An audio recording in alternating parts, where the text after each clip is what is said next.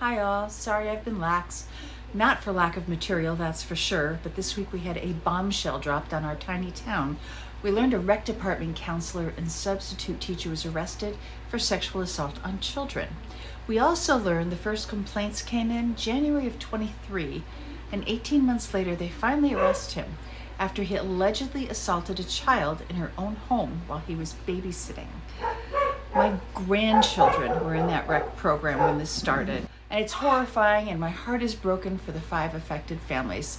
So because there's nothing I despise more than a bully, unless it's a sex offender of children, the most despicable of all types of bullies, I had to switch gears. A friend and I put together a petition asking for a town meeting to try and get answers, and we brought it to the Board of Selectmen's meeting last night, and we got more than twice the signatures we needed. To find out your town officials were aware of this guy and couldn't find a way to warn us is one of the greatest violations of trust. So petitions are turned in as of this afternoon, and if they deny a request for a town meeting, I will get back to work at this. Bethany is a very small town.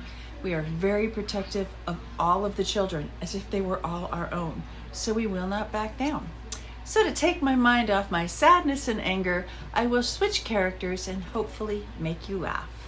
Hi y'all, Yankee farm wife here with a full quart of Two Trails IPA.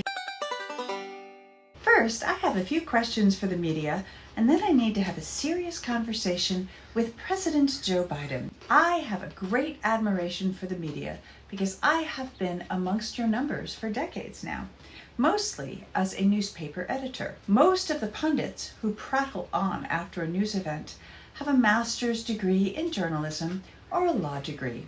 I have one in journalism.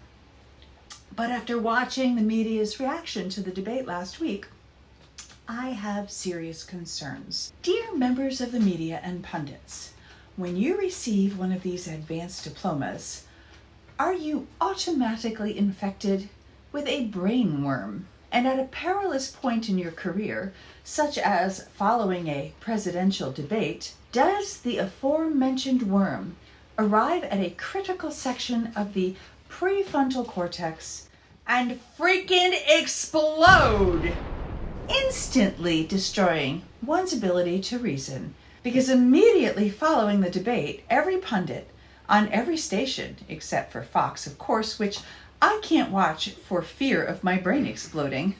My concerns about brain explosions exist on many levels. They all stared at the camera, shell-shocked, and began to about Biden's performance and his scratchy voice. And were concerned that a man who lost his voice the day of a debate could no longer lead a country.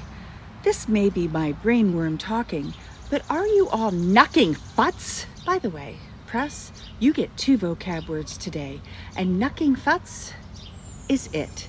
Use your advanced degrees to figure out what it means. If this were a high school debate, Trump would have lost on content and his complete inability to support his data, never mind complete a coherent sentence.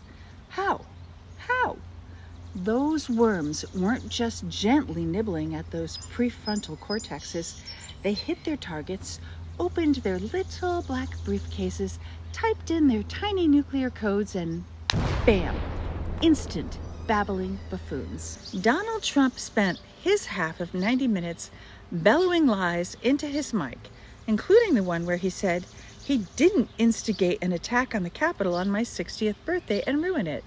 And despite my eyes being glued to the screen, watching one violent scene after another play out, some of them fatal, he said the police politely ushered the domestic terrorists into the rotunda. Lovely day for all, la-di-da, tea and crumpets, and a round of croquet on the south lawn. But it is unclear whether Sicknick is in this video. Videos like this one, showing an officer being crushed by rioters, making the D.C. police chief emotional. But enough of that. Moving on. Dear President Joe Biden, help yourself to a Two Trails IPA. It's in the trailer fridge. It's time to give your handlers a timeout and do as I say. You can't be rational with a bullying child. That means you can't be rational with Donald Trump. A total waste of breath. Treat a brat the way a brat should be treated. Shut him down. Here's my recommendation. Now that our Supreme Clown's Court has decided you have immunity from anything you do while acting as president, take it for a spin. At the beginning of the next debate, declare yourself debate emperor. I mean, who can stop you now? Only you. You're now the king. Since there seems to be no real rules for a presidential debate, declare that any time a participant starts to tell a lie, their mic gets cut off. It will look like this. About your capabilities to serve. Well, I took 2 tests, cognitive tests. I aced them, both of them, as you know.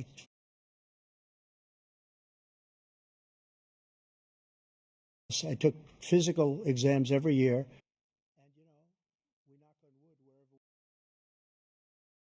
I just won 2 club championships, not even senior.